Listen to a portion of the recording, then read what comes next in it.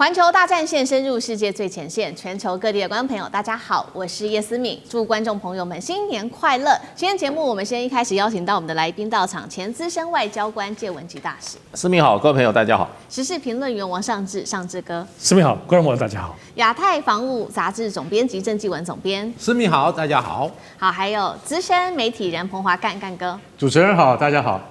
好，观众朋友，今天的头条焦点，我们聚焦在中东的情势。先来特别要来关注到是德黑兰现在铁穹正式的成型了。今天也会来关注到细节项目，包括来自于俄罗斯的500套柳树，再加上伊朗自己的赛亚德3G 会猎杀美军的战机。那么哈米尼已经交代好了，他的继任者会做全面的反攻。这场战事怎么发展？今天我们会一起的来做深入关注。3个火线话题，我们今天也会请来宾来特别帮我们做解答。首先，特别来关心到了川普，他现在已经祭出了，包括2艘航母都压进到了伊朗的门口，另外再加上270架的战机随时待命。伊朗现在有什么底气不怕美军呢？在这样子的一个强势压境之下。再来，我们会关注到的是，有了俄罗斯的这一款这个监射飞弹柳树，再加上伊朗的最新的这个是赛亚德3G 的防御网。军事面，我们今天也会关注，在这样子的一个压力之下，美军还能够像当年的贝尔格勒轰炸那样打吗？最后会来关注到哈米尼，他已经选好了他的继任者，再加上现在说代理人战争可能会从中东地区延伸到欧洲，在这样的情况之下，川普真的敢动手吗？今天就这些议题，我们会一起来做深入的关心。好，本周我们就要关心到是在阿曼的斡旋下，在日内瓦这个地方会重启美伊之间的谈判。那么谈判桌上面，我们可以看到背后更是暗潮汹涌。尤其现在刚刚关注到了美军的动作，除了2艘航母之外，还有270架的战机都在待命。再加上我们来看到来自于美国的特使，他现在也说出了川普的压力哦。他认为川普现在其实压力是很大的，因为他不能理解为什么伊朗在这么大的一个军事的威胁下，到现在仍然可以不屈服。川普为此感到非常的纳闷。好，那么我们也来看到，那到底伊朗有什么样的底气？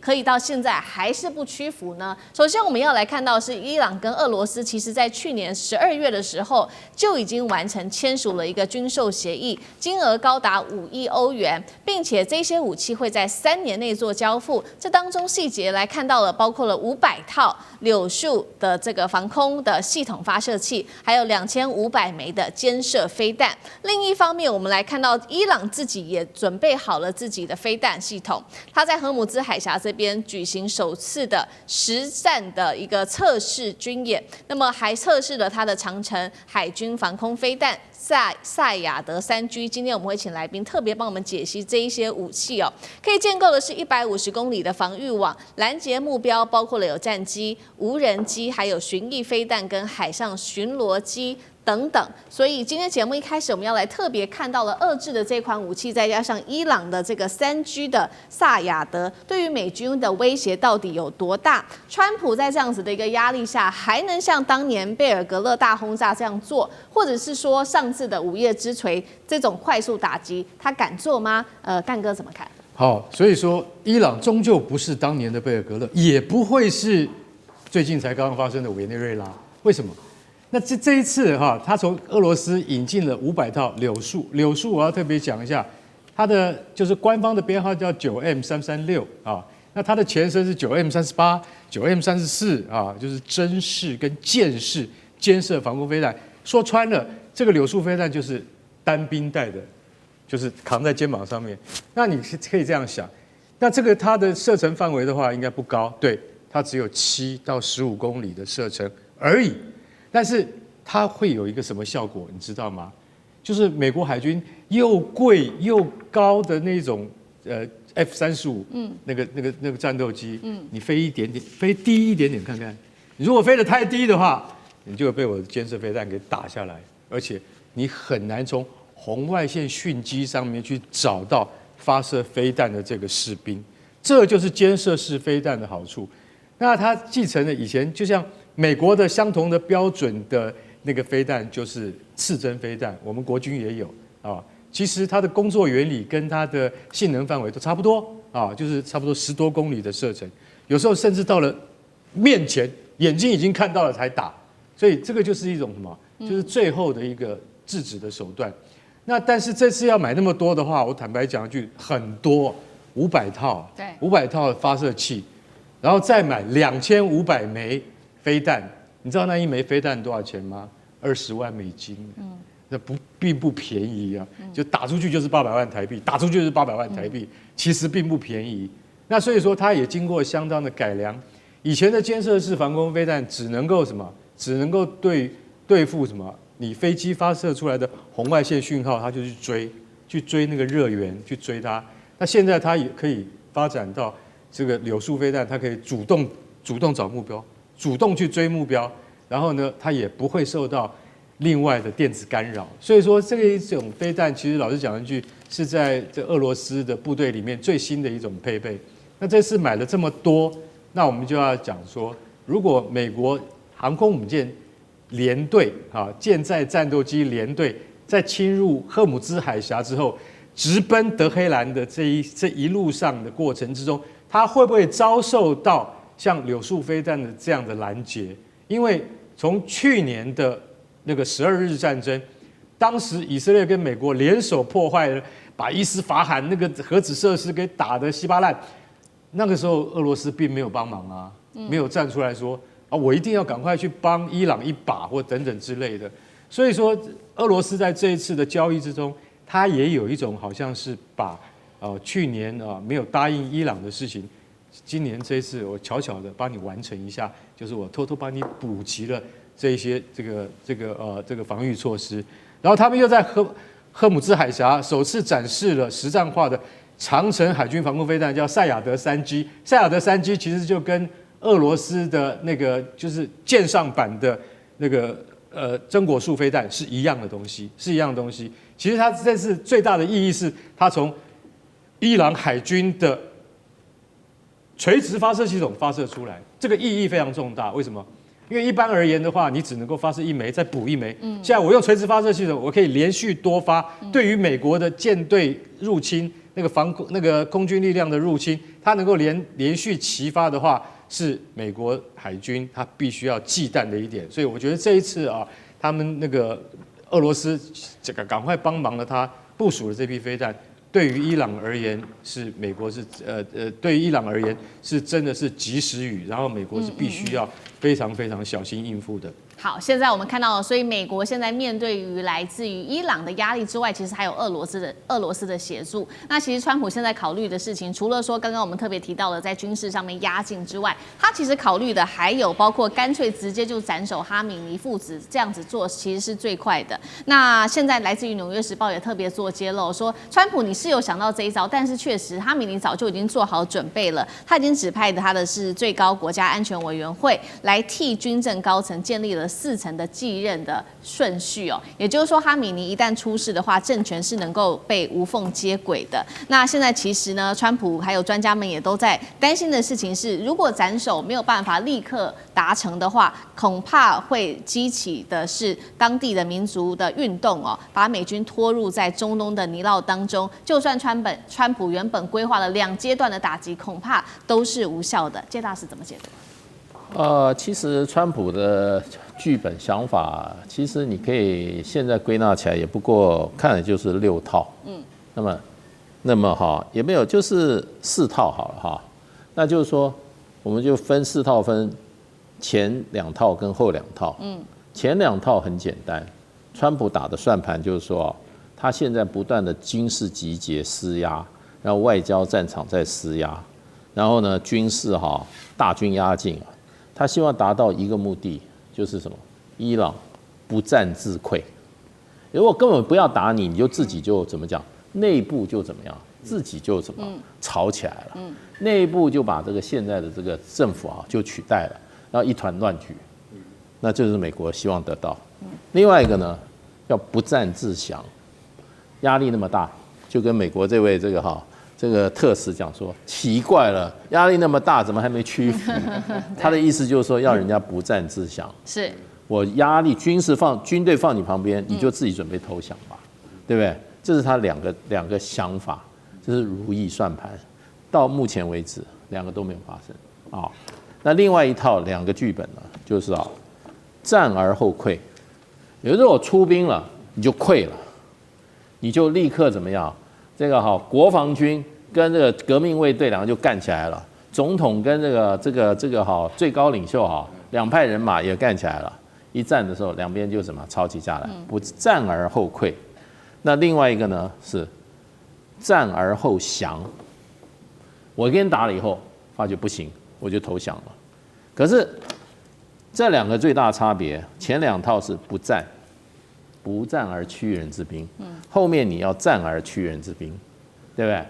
那川普显然他不想战，因为昨天川普又出来解释了，因为美国的媒体就在那边说实话，我们不要，我还好你没有领用太多美国媒体通通在造谣，而且都是为自己目的在造谣。有一个媒体，自由派媒体说，这个战争川普非常想打，川普是主战派，可是美国军方他的最高的统帅也就是说参谋长的联席会议就明白跟他讲，这场战争不能打，那个后果很严重，不要打。结果这个报道一出来以后，川普一看又火了，又出来主持记者会，他说这个报道纯粹是胡说八道，我是属和派，那个军方是主战派，军方很想打，我是不想打，我是希望透过外交解决。所以到底是怎么样回事？我觉得还是以川普为准啦。川普不想打，那这个东西你战而后溃有可能，战而后败也有可能。可是你要战，你就刚刚讲起来，那个伊朗手上的东西，美国也要算算，你也准备死多少人啊？你是准备死500人，还是死1000人？拜托，美国人连50个人的生命，美国的总统都不敢承担。我跟你讲，这场战争最后就变成说，你为何而战，对不对？你为何而战？所以现在川普的问题就变成我觉得他的很大的一个问题就变成，他现在上马容易，军队都叫来，兄弟都叫来，大家都在那边摩拳擦掌，准备要退了就是要火拼了，对不对？那你突然不打，对，那这些来的人就说你开我玩笑。那其他在那边吃瓜群众也在想说你又来了，你又他口了，对，所以上马很容易。现在川普最大问题怎么下马？那这个下马我们就看川普到底是什么，小打一下就跑呢，还是根本就找一个理由呢，就夹着尾巴就把军队送回去？美国记者已经讲了，美国媒体讲说，如果不打的话，这是平时美国历史上最大的一次威慑行动，成本是最高的一次，不打，可是呢，钱花的是最多的一次。好，现在川普打也不是，不打也不是，那反倒哈米尼都已经把他的4任的继任者都已经准备好了，现在看起来是鱼死网破吗？那总编辑又怎么看？其实我非常同意刚才大使讲的其实川普不想打，为什么？川普上来，我们都知道，他最重要的政治目的就是要复兴美国。那整天打仗对美国来讲，如果他亲自下海，他不止不能复兴美国，美国会进一步衰弱。当然，对川普来讲，最理想就是像俄乌战争这种形式代理人战争，他军工企业各方面能够割韭菜，但显然伊朗目前的形势并非如此也因此，我认为如果未来形势走下去，它会介于一个委内瑞拉还有去年12日战争这样的一个混合的形式。首先，就委内瑞拉类似的翻版，我们可以很明显看到，川普大军集结，然后不断跟伊朗进行了好几波的谈判。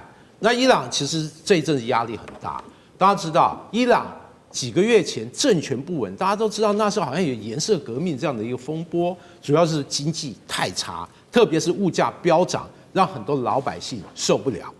因此，川普和这个伊朗其实谈就是，你这个核计划冻结或者拆除很多设备，你的弹道飞弹等等，进行一个紧缩，我可以放宽这个经济方面的制裁等等，就是胡萝卜和大棒用这种方式。另外，我认为美国积极在做的就是类似委内瑞拉这种收买伊朗，甚至高价贿赂伊朗内部，不只是可能政治人物、军事人物等等，他采用这种瓦解对方的方式，但这个需要时间，而且那对美国来讲，能不能 hold 住这样的状况，特别是这个川普有来自以色列的压力，也有来自他国内军方的压力，他能不能 hold 得住，把这个形势继续推展下去，让伊朗然后这个受不了，然后自己这个进行很多妥协。但总体来讲，我认为。